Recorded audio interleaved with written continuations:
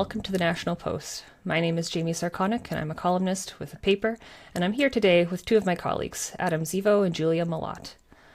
This week, we're talking about new policies announced by Danielle Smith, Premier of Alberta, who wants to put down in writing a series of rules and policies and potentially legislation coming in the fall relating to gender, particularly the transgender identification of minors, their access to health treatments, and their policies that have to do with schooling and identification with their identified gender. So to start off, you guys, because we've all written columns on this, and I just wanted to get the pros and cons that you guys see with the medical side of this, because Danielle Smith is limited. She's going to prohibit any surgeries that have to do with gender, which was already actually prohibited, but I guess now we're getting written policies on this.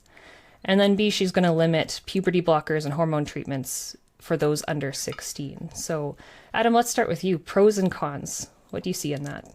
Well, I think an obvious con here is that there are going to be some youth who are going to grow up to be authentically transgender, who will be denied opportunities to transition earlier, which means that they will be less likely to pass when they're adults, which then, of course, would subject them to social ostracization, because we can be quite cruel about these things and can intensify their dysphoria in their teenage years. So that is something which we legitimately do have to think about. But then on the other hand, we have to consider the fact that there is a new cohort of youth who are identifying as transgender who don't fit the traditional model, who often abruptly identify as transgender at the age of 14, 15. They have significant comorbidities. Maybe they've been sexually assaulted. Maybe they're dealing with internalized homophobia. Maybe they have borderline personality disorder, and their use of transgenderism, of that identity, seems to be rooted in a way for them to deal with trauma. And so for those people, transition may not be the healthiest option, and they would probably benefit from having more restrictions on gender-affirming care in the long term. That's fair. And Julia, what were your initial thoughts of that? The legislation is so complicated because it has these 5 different domains that are connected. They're all certainly in the realm of gender and gender identity or ideology, but they're also different. And I kind of view each of them differently. And even within the medical realm, there are surgeries here and there are hormones. And I don't think that they should be treated the same way. The thing about the surgeries is that they're clearly irreversible. They, like all surgeries, have various complications that can come out of them. But there's also little benefit that is achieved by moving into those young. As Adam was saying, when it comes to hormones, the motivation for blockers or the motivation for hormones when it comes to prepubescent individuals is catching them at that time before sexual dimorphism has come into play.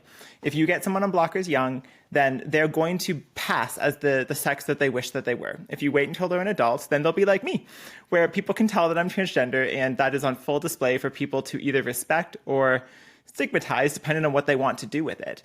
So on the surgery side, I think that this is prudent. As you said, it's not happening in most cases anyways. There are certainly top surgeries that are happening, but bottom surgeries are not happening below 18, but I see little reason for them to happen. I have had bottom surgery. It is invasive. It's complicated. And as much as somebody might want it at 14, I wanted it at 14. Waiting, in my mind, is better because it can help us to be sure. It can help us to work through some of those comorbidities that Adam is mentioning and know that we're moving forward on a path that hopefully minimizes regret and risk. Hormones, for me, is more complicated for exactly the reason that Adam described. And that is that, especially with the biological males, the effects of testosterone is to have height increases, is to have broader shoulders, is to have defined brow ridges, basically everything that I am. And as much as I like myself and I am comfortable with who I am, I, being a public voice, get dehumanized and attacked for my appearance every single day. Last week, my daughter had appendicitis, and we went public on this, and we're in the news a lot. And I was disappointed to see just how often the conversation shifted from talking about Ontario's failed healthcare system to talking about whether or not I am a mother, or whether or not I am safe around children, or whether I am a fetishized pervert, or all of these things where the conversation goes. And this wasn't just Twitter. This was Twitter, but this was also on other media sites as well in the comments. And when that's the world that we still have today, I have a lot of empathy for why children feel this desperation to want to prevent that outcome so that they can just blend in as the sex that they wish that they were. Now, there are complications, there are risks. So for myself, it's a very complicated issue. And what I would like to see is more nuance in the conversation. Policies that do set guardrails and do try to prevent risk, but also recognize that there are benefits too, and this is not one-sided. Julia, I thought it was interesting that you brought up in your column, you talked about cosmetic surgery, and I'm wondering if you could elaborate on this, because you had a couple paragraphs on this, which I thought were great, but I want to hear more from you, because you talk about cosmetic surgeries for children, and these are the gender affirming surgery is cosmetic in that it's trying to achieve an aesthetic ideal, and that's generally my view as far as definitions go, what it is, but that's not the only kind of cosmetic surgery. There are breast augmentations that can happen for teen girls. I'm not sure actually on the rules in Alberta, but I'm aware that this happens. There's plenty of accounts in the States, at very least, of teen girls getting adjustments to their breasts before they're even adults. And same thing with rhinoplasty, nose jobs. That's something that younger girls, maybe around high school age, can get and have gotten in the past. That's not covered by this legislation, but that's, in my view, that's still gender affirming, so to speak, because you're helping girls feel more feminized. Same thing with boys. They have, heightening surgery nowadays, which is highly risky. But some people want to achieve a tall look because to them that's part of their masculinity and they want to be bigger. So, where is it your feeling? Is that what you mean by it being one-sided? Like, we're not talking about cosmetic surgeries generally, and what are any more of your thoughts on that? That's exactly it. Yeah, so in that column, I referenced the work of Lydia Polgreen. She's a columnist at the New York Times, and she's an acquaintance of mine, and I met her back in November. I was at the Gen Spec conference down in Denver, and we talked about a lot of these complications and how they intersect. And for me, one of the litmus tests for dubious policy or dubious intention in this domain is when people zero in on something trans and don't look at the larger question around it. So you see that in this conversation here, where people are very, very concerned about gender affirming surgeries for gender dysphoric kids because they might regret it. There's risks. And they're right. Those things are true. But as you just described, there are so many procedures that non-trans kids also get for the purpose of affirmation, because they want to have a smaller nose, because they want to have bigger breasts, because they want something to be different, to feel more feminine, to feel more pretty, to affirm themselves more. And why are we not touching all of those? The data in Canada is not good, but the data in the States is good. And there are many, many more American girls who are having breast augmentation than there are transgender girls who are having breast surgery, or transgender boys who are having a mastectomy in the teenage years. And so if our concern really is safety, which I hope it is, and it really is for all kids, and it really is not anti-trans, then wouldn't we just want to have something that says, we don't do childhood cosmetic surgeries, full stop? And I think that's pretty reasonable, actually. And I'm kind of curious as to why that wasn't more of the conversation, because I don't know, that rule just is quite straightforward to me. And generally, people don't really object to that. I mean, there's edge cases, obviously, but. Yeah, and this is what I find when you look at a lot of the controversial topics that come up. You can see the similar pattern. We can see the same thing with sports, which I assume we're going to go into at some point, where is it about fairness and safety? Well, if it is, then we could make policies that make things fair and safe, not just things that say there's a gender wall. Same with prisons. There's some very loud and angry voices in Canada who are arguing about the problems in the prison system where possible sex offenders who are biologically male can make it into a women's prison. I think that's a problem, and I think we should fix that. But when you look at the positions they put forward, it is you can never have a biological male in a women's prison. It is unsafe and untenable. And they ignore the fact that reports that have come out of our prison system show that more than 50% of all of the assaults in prisons are committed by the guards. So if you're really concerned with violence and harm in prison, we should probably talk about that too, but that never seems to come up. It's just the trans side of it. And for me, I want safety for everyone in prison. I want fairness for everyone in sports, and I want safety for everybody when they're approaching affirming surgeries or procedures. So in complete conversation, Adam, you had some thoughts you wanted to add? Well, I mean, I broadly agree with Julia about the fact that we focus too much on trans cosmetic surgeries and don't put enough attention on cosmetic surgeries for minors in general. But I do want to say that maybe it's not as straightforward as the way that we framed it, because I think it's fair to say that the cosmetic surgeries that are, for example, breast augmentation or rhinoplasty that we see for cisgender youth are maybe not as significant as, for example, removing your breasts entirely, or in some cases, hypothetically, because this doesn't happen in Alberta, but maybe in other jurisdictions, having bottom surgery. So I think that because these surgeries aren't as significant, maybe that's why they don't get as much attention. But at the same time, I think that Julia's overall point still holds. Regarding prison reform, I'm reluctant to fall into this trap where we say we have to fix everything, right? Therefore, we shouldn't zero in on a specific issue. I think for gender critical voices who are talking about some sex offenders who abuse the trans identity to prey on people in women's prisons, like that's an important issue to sometimes look at discreetly, narrowly. And you can't, for example, fix everything and fix the fact that guards, assaults women as well.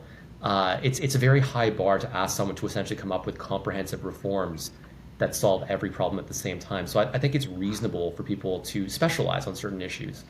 But at the same time, I do think that Julia has a point where if you're so narrowly focused on something that you completely ignore everything around that, then that can suggest that you're acting in bad faith to some extent. Adam, you've written a little bit about what they've done overseas as far as policies go. I'm wondering if A, you want to talk about maybe who's done it well and who Alberta's kind of following the steps of, and B, like, is there anyone who you think really has nailed it as far as what should be done on this, as far as, I guess, hormone restrictions and puberty blockers go? I mean, look, I don't know enough to be able to come up with any conclusive, recommendations. But what I can say is that I've read quite a bit in terms of what's happened in the United Kingdom. So in the UK, there was this really famous gender clinic called Tavistock. Well, I mean, there was a gender clinic within Tavistock, but everyone just calls it Tavistock. And they were the main clinic in the country. And that's where the country's leading experts were based. They had enormous influence in Europe and across the world.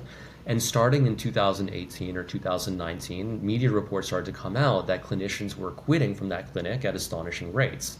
And keep in mind, these clinicians aren't, right-wing, talk show hosts. These are people who went into gender medicine.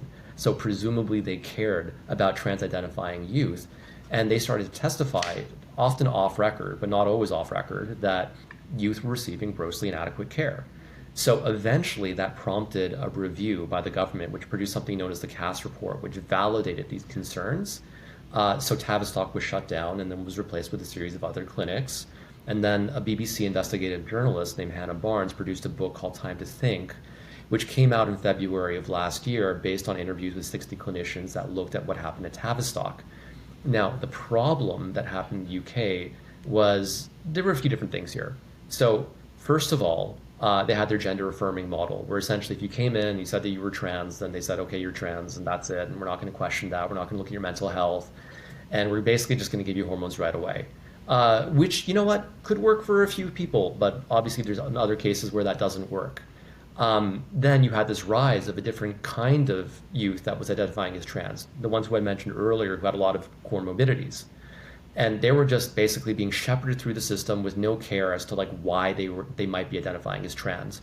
So for example, you would have young girls who say, I vomit at the thought of being a lesbian, or young gay boys saying, oh, I want to have sex a normal way. And so you might think that maybe their internalized homophobia might be pushing them into identifying as trans.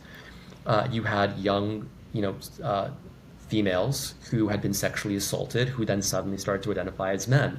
So you might think, well, wait a second, maybe this is a way for them to feel safer. On top of that, there's a problem where the NHS doesn't receive enough funding. So you had other parts of the NHS that were receiving youth with highly complex mental health issues.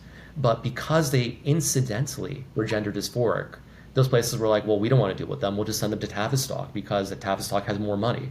So suddenly Tavistock is being inundated with these referrals from their regular pool, which is now increasing dramatically. Plus they're getting everyone else's complex cases. Plus they have the gender affirming model. So all of these cases where, for example, you have a youth who'd identify like an autistic assigned male at birth, white guy saying, I am an Asian woman. And you might think, well, there's something going on here. Why are we affirming that this person's transgender identity but not their transracial identity? So then, what happened here is that they didn't ban gender affirming care. They put in a more responsible model with more screening, and they're investing more money to increase capacity so that people who are falsely identifying as trans due to trauma can be filtered out as they should, and youth who are genuinely trans receive the quality of care that they need. And I think that that's what Canada should model itself after. But what do you guys think? It's kind of hard to compare the two, I think, for one, because the Alberta case, but also Canada generally, is very tight-lipped when it comes to data, especially health data. And that's been a troubling thing. One thing I noticed about this policy is Danielle Smith announces the policy last week, and it's only this week that we're getting stats on the number of mastectomies performed on minors. And, to me, that could have been a day one kind of thing. Like, hey, the number is very low in Alberta. Like, it was 8 such kinds of surgeries for people under 18. So not a lot, but still an indication to me that we need guardrails on it. I don't think it's not valid to talk about just because there were 8 surgeries. I mean, those are 8 people who I think could have waited till adulthood if they truly wanted. But it's that lack of data. Like, we're not sure how many people are doing what. And at least with the UK, there was some sort of review into this that was quite thorough, and we're really lacking that for whatever reason. I find it usually is left to activist groups that have more of an interest in promoting this kind of thing to produce big studies. You have your 60-page PDF that talks about this and that, like, suicidality, mental health of trans youth, just the general methods involved. And usually those kinds of groups come in with the view that affirmation is the way to go, and that they don't really look into it further. So my first step is I don't know, we should have more data at very least, but it's really hard to get, unfortunately, and that's a hurdle that we have yet to really cross, I think. What about you, Julia? I think you've zeroed in on it when you mentioned the affirmation only or affirmation first, and Adam kind of tapped into that as well. And I think that is where the challenges lie here. I have an engineering background, so I spent a long time in university looking at different ways to make decisions and to evaluate, and that's how I live my life. I'm currently trying to buy a house, and as we do that, it's in a different town, and so we're trying to look at all the factors and kind of work against the position to buy the house to say, is this right? This is a big decision. Is this right for us? And that's how the health system is also supposed to work. I want doctors and psychiatrists to come in here and almost take that adversarial position at the beginning to say, not even adversarial, but just take that other side and say, is this right for the kid? Can I prove that this isn't right for the kid? It's in their own best interest. It's not to not be affirming. It's not to prevent them. It's just to look for those comorbidities, to look for if there's any reason why this isn't the right fit for this child. I believe that this is the right fit for some children because I was one of those kids. I have always felt this way, and I grew up in the 90s when this was not talked about, so I did not hear about it in school. I knew nobody who was trans. This is not something I picked up from looking at other people and watching other people. This is something that I was so miserable. I did not fit in any way, and I was so desperate that by the time I was 12, I was online finding answers in journal articles. People like Ray Blanchard and Ken Zucker and some of the research, their stuff when I was 12, trying to find answers for why I felt this way because of this desperation I felt that didn't seem to have any answers. And so I do think that there are cases like that who can benefit. And I have known people who have transitioned as children and are happy, well-adjusted, and have no regrets. But as Adam touched into, that's how it used to be. That's 10 or 15 years ago when this was much less common. We see lots of people now who are entering this for other reasons, who seem to be motivated from a place of diversity, a place of finding belonging and community. And I'm not here to say that that is right or wrong for people to find their belonging in their community wherever they want. But I do think that starting to make irreversible changes is a very risky thing to do as a kid when you might change what you want and where you land on those domains. So what I would like to see is nuance on these policies, recognizing that each kid is different, each situation is complex. The affirmation first approach is harmful. That doesn't work. But the opposite, that it is never appropriate ever to give anybody hormones, no matter how young they came out, no matter how many years we've been walking alongside them and watching them and working with them, I also don't think works. And I also think it is antithetical to parental stewardship. One of the pieces that I find most interesting about the proposed Alberta legislation is that half of it aligns very closely with the parental rights arguments that we see in terms of parents having the right to decide whether their kids hear about sex education in school and whether or not they have the right to decide whether their kids can use a different name and pronouns at school. And I am an advocate of those mindsets that say parents should be involved and should have a stewarding role because they know their kid, they know the nuance in a way that any policymaker will not. But then we move over into the medical area and all of a sudden we draw a hard line and say, no, hormones are never okay, though. It doesn't matter if your kid's on board and the parents are on board and the doctor's on board and everyone says, I really think this is a valid case. We're just not going to allow it. So I struggle with that. So Julia, you just bumped on sex ed recently. So I think it's probably a great time to talk about the social policies that Danielle Smith is also talking about. Because for now, we've just talked about the medical restrictions and whatnot. And that's a big part of it. But also, she announced a bunch of policies that have to do with schools. So in school, she's going to require parental consent for pronoun and name changes for those under 16. And over 16, she's going to at least require notification to parents if that kind of change happens at school. As for sex ed, it's going to be opt-in as opposed to opt-out. And then any materials that are coming from a third party will have to be approved by the education minister's office before it's good to go in school. Now, the big qualifier here is that we don't actually have anything in writing to talk about, so we can't really point to lines and say, hey, I've got a problem with that. But, as for that, and one more thing, sorry. Adam, you talked to the Premier's office and not the Premier's office, but someone in government. You had a source that talked to you about what this looks like in practice and how does it go if a student doesn't want a parent to be notified just yet if they have this issue and they disclose to teachers. Okay, I'm so glad you asked me about this because this is so misunderstood, not just in Alberta, but in Canada in general.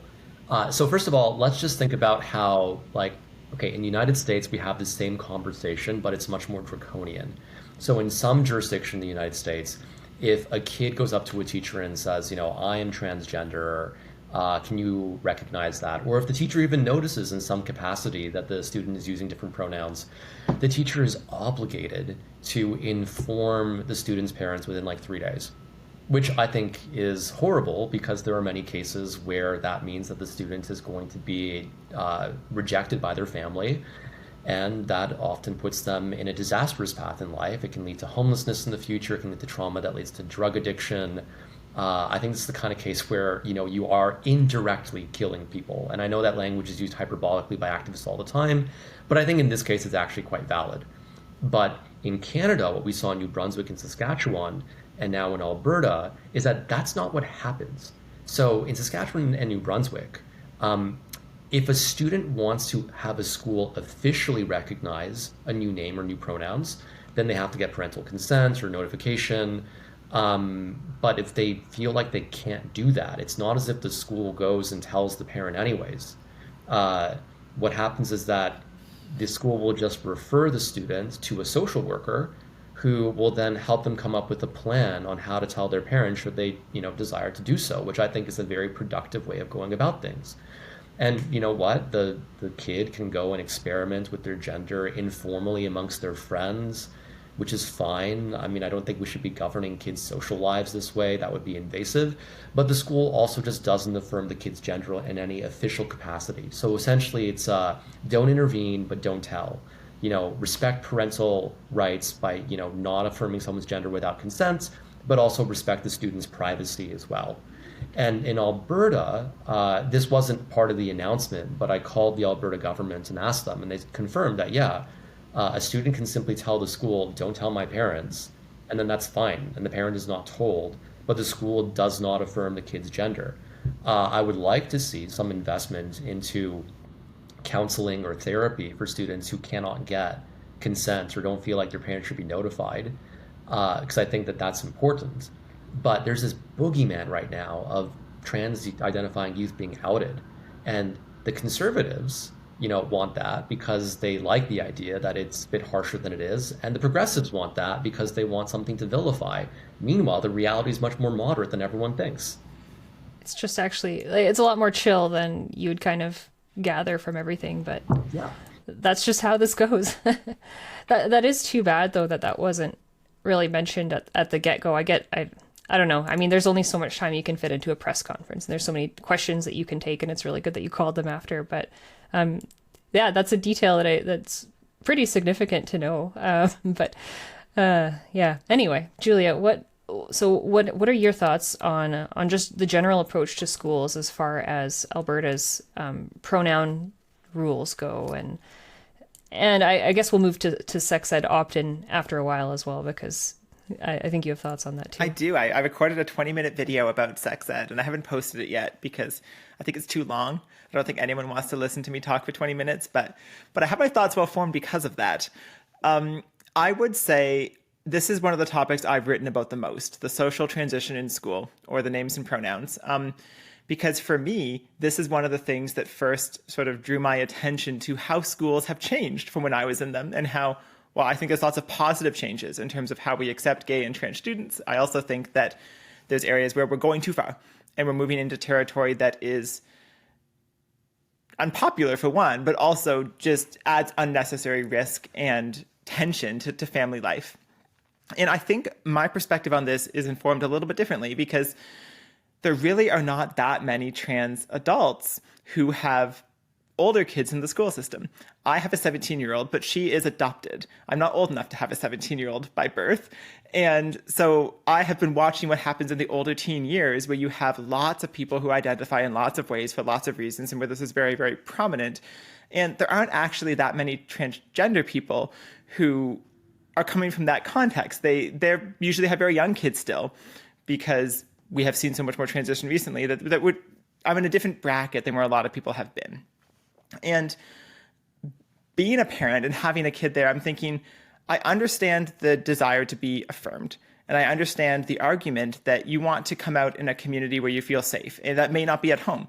I did not tell my parents first, and sure, I was an adult, but I told them many months after I told certain friends and certain other circles where I was more comfortable. But these are kids that we're talking about, and the parent is the ideological steward who's guiding where that kid is ultimately going with their life. And the piece that I think gets missed a lot here is that when you come out, when you start to tell people, I'm no longer Jason, I'm Julia, and I want she, her, and you start getting that, say at school, that feels really good. You like that, assuming that this is helping something in you, then you're feeling good and you're feeling closer, and you want to spend more time in that community. And you're going to pull away from those communities where you're not getting that affirmation. So you then go home and your parents are calling you Jason and he, and it's frustrating. And I felt that sort of that weird separation of self when I was going through that state where I was Jason at work, but I was Julia with my friends. And I understand that there may be cases where that's necessary. There are some truly horrible families and some truly horrible parents out there, but we're acting like that's the norm. We're acting in this conversation like that's most families, and that any kid who has any reason not to tell their parents that's the case, and we almost push them into that context where they're going to be isolated and pulling away, rather than assuming that the family is loving and safe, and that we need to work with that family to figure things out, unless there's actual reason to believe otherwise. And what always comes up in this conversation is, but the harm, but the abuse, what if that's an unsafe household? And that argument perplexes me because we have children's aid services. That argument sort of hinges on this idea that harm that might come to a kid for being trans is somehow unique from all of the other harm and abuse that kids can experience in a household where harm and abuse exists. And if a kid is very convinced that they're going to be harmed at home when they come out, then there's two explanations for that. Either they're right, there is a real risk of harm. And if that's the case, the kid knows that because there has been harm in the household. And this is why we have had policies since the 80s that say if a teacher suspects that there's abuse in the household, they involve CAS so that it can be investigated and the family can be supported. And then when the trans conversation came up, we all of a sudden said, but in this one case, rather than support that family, rather than work through that situation, we're just going to not tell the family and create a situation that's going to come out at some point. And no one's been able to explain to me how they see this ending well, how they see transitioning at school for 6 months or a year so that the abusive parent doesn't find out is somehow going to play out well when they do find out and your kid is now 12 instead of 11.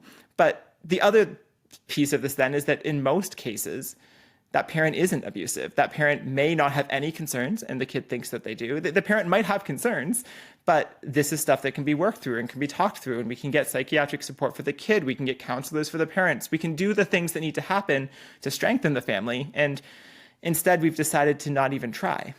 We just go right to assuming that the family is going to be toxic, and that's kind of what we're basing the rules off of, when really I don't know. I think it's fair to presume that most families are safe for kids, because we give kids into their families the second they're born. It's just assumed from the get-go, and the exception is you're removed from family custody. But, if we have a system that assumes that a family is going to harm a child, then what are we even doing giving babies back to their parents at the get-go? And why are we not screening parents for being like appropriate parents, if that's the case? And that would all be ridiculous, of course, because like in our society, we value family, and we believe that moms and dads are going to be good for the most part. But yeah, we're having a hard time getting around that. And I don't know, I get the sense that a lot of people feel a lot of anxiety for that exceptional case, but really I don't know how prominent that is.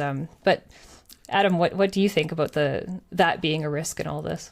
I'm going to disagree with Julia here. I mean, I think, yes, obviously most people are going to be accepting, but we do have to consider what's going to happen for the youth that aren't. And sure, we can call Child Protective Services and we can give them counseling, and that's great. But what happens when that doesn't work? What happens if you're 14 years old, your school outs you without your consent, and then suddenly you are no longer welcome at home, and there's some counseling, but it doesn't work, and you no longer feel safe, and you end up living on the street, right? That's not great. And we know that this happens because we know, I forget the statistics, it's been a while, that a really big portion of homeless youth are LGBTQ and trans specifically. So I think that, yes, it's important to recognize that most families are going to be safe, and that's going to be fine. But we do have to be really, really careful about that small percentage where there are serious risks involved. We do not want to destroy someone's life flippantly. It's not an easy conversation, and people like to think that it's black and white, but we have to find some way to navigate that very carefully. I agree with that. I'm glad you pointed that out. And I think for me, this is an example of what we were discussing earlier, the kind of black and white, all or nothing thinking. And before I was discussing how the gender criticals can do that. And I think this is an example where we see the same thing on the other side of the argument, where there are probably some cases, some very limited cases, where that might be appropriate. And we say, look, this family is well known to CAS. We know some of the challenges. We really don't believe telling this parent is a good idea. And I'm comfortable with that when that's exceptional, when that's brokered by CAS or psychiatrists or people who really know what's going on as the exception. The problem I have is that the approach that's been taken by many of the LGBT activists in this space is to say, no, the norm has to be don't tell them unless the kids want, because anyone might be abusive, when we could handle those cases as exceptions as long as our policy allows us to, and usually tell the parents in almost all cases, unless there's reason to go in that path. Well, moving on, because we have so much time, I wanted to get into one last section of all this, is just the opt-in for sex ed in Alberta schools as opposed to opt-out, which was the more traditional way of doing things. I went through this in, 2012, 2013, so it's been a few years, but I believe my parents had the right to opt out of sex ed, but now it's going to be opt-in. So a form goes out every time, I guess, there's going to be formal instruction on sexuality, on gender, on all of the risks of pregnancy and disease and whatnot that comes with that. And third-party materials need to be approved by the minister. So that's obviously a bit more clamped down than it was in the past. I don't know. There's pros and cons to this, and I can totally see where parents are coming from, because we've had, a few prominent cases in the past year of third-party materials actually being totally inappropriate for students. Not in Alberta, but in rural BC, there was an instance of a book that talked about that talked quite graphically, really, with cartoons about specific sexual acts and giving kids tips on how to do them. And these were kids in a grade 6 and 7 class, I believe, or 5 and 6. Anyway, the grade 6 age, and they were getting that kind of thing. This similar thing happened in Saskatchewan as well, where a bunch of kids were given an ABC book that had different sexual act or term for each letter, and screenshots of this have gone around the internet. It was far beyond what a children should be getting in terms of sex ed in class. So while I see there being more administrative overhead for third-party sex ed materials, there's also a reason for people wanting government approval of the materials going in the classroom. But that's my take. What do you guys think of that? And also, as far as parent opt-in goes, I'm curious about your thoughts as well. Just before we respond, Adam, let's start with you. My dog is scratching, so yeah. I need to lift him up or he's going to start yelping. So one moment.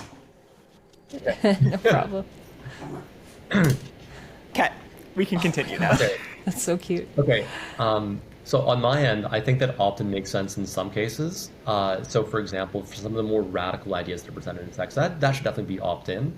But I think that it should be mandatory to have at least basic anti-discrimination and anti-bullying messages based on sex and gender. I remember being young and gay, and I wish that they had really emphasized that more so that people would have made fun of me less when I was a teen. When it comes to third-party approval of sex education material, I think that makes a lot of sense.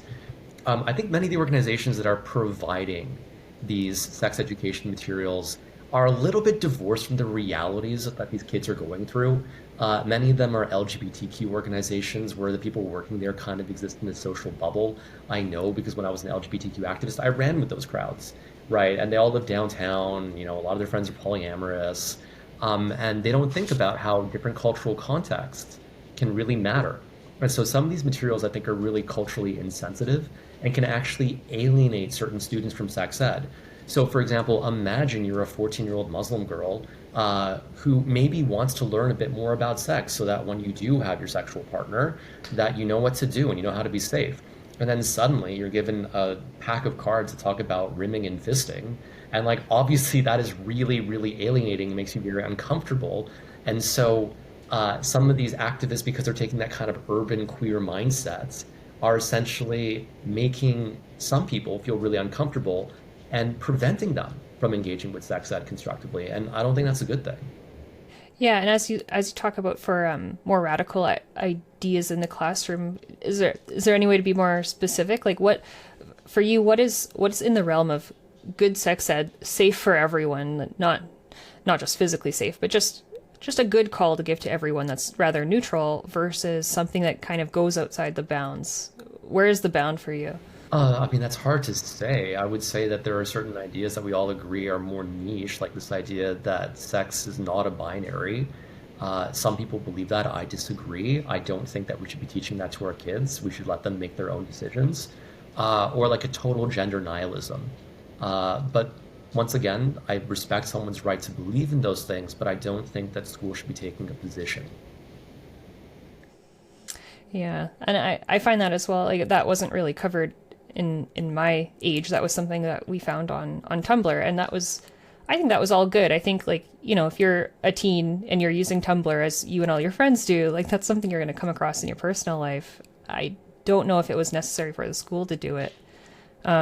But the school I found, there were some deficiencies in sex ed as well. There was, for example, I think the one that I thought was the most glaring was just the lack of education about HIV medication, because they always talked about how if you get HIV, you're going to die, which is not, A, that's not true.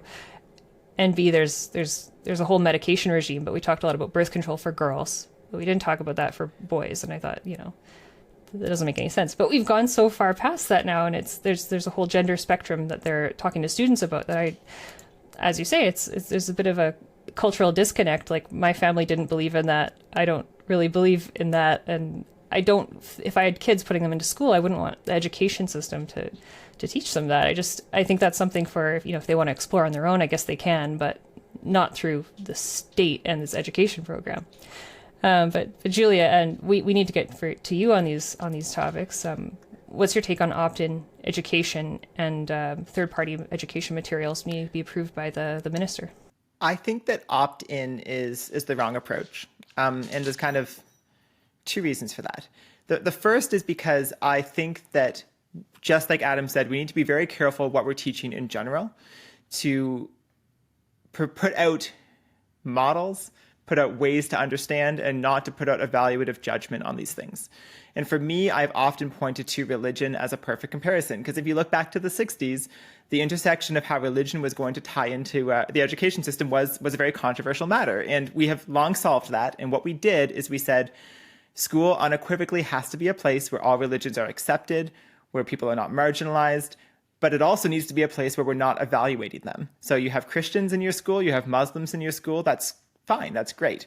And we draw a hard line at anything that would marginalize and not accept those individuals and their religious identities. But we also draw a hard line saying we're not going to evaluate them and discuss whether or not they're right or wrong or good or bad. We're just going to put out the knowledge that they exist, that that child wears that because they're Muslim, that this child attends this building on Sundays because they're Christian, and leave it at that. I sincerely believe that is the path forward in our conversations about all of this stuff around sex and gender as well. Kids do need to know that transgender people exist, because they're going to run into people like me, and they're going to run into some of those people in their classrooms when kids do socially transition. And so knowing what that means, that's knowledge, and that's important. But we can know what that means from a neutral place, not that it's good or bad, just what it is, so that they have the language to communicate what's happening and then move along. So often what has happened is we do take that approach of saying it is fine to be gay. And I think it's fine to be gay, but I can appreciate that lots of people have religious beliefs that say it's not fine to be gay. So what if the school didn't put out a judgment on it and just simply said some people are in relationships with someone of the same sex, we call that being gay. Now you know, child, let's move on to the next lesson, and didn't go further than that and drew the hard line that said, and in this school, we accept those people and we love them and we include them. And it's a fine line, but I do believe it's possible because it's what we've done with religion. As far as opt-in versus opt-out, then, school can't be completely ideologically neutral. There's been a lot of writing about this, and ideology is a set of beliefs. And saying that sharing is good or hitting is bad, those are ideological beliefs. They just don't happen to be particularly controversial ones. And over the last many decades of our education system, we've seen many different issues rise to the surface because vaccines are now controversial, or sex ed is now controversial, or evolutionism versus creationism is now controversial. And in a pluralistic system, I believe the only path forward is to say the parent is the ideological steward. We'll let them opt out when they want to. It can't be opt-in for everything. We can't have forms every time any parent thinks we shouldn't hear about gluten. But we could say, if you have an issue, you can pull your kids out, and we'll enable you and empower you to be able to have that say and that involvement in your child's education.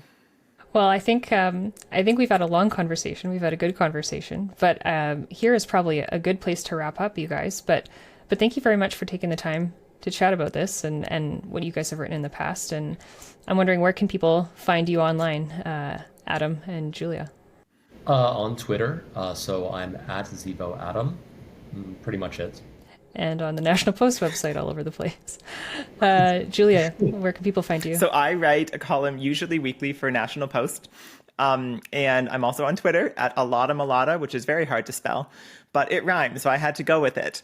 And I'm also on YouTube as well under the same. I'm really on every platform under Malott, because as it turns out, that was not a taken username, so I just grabbed it in all the platforms.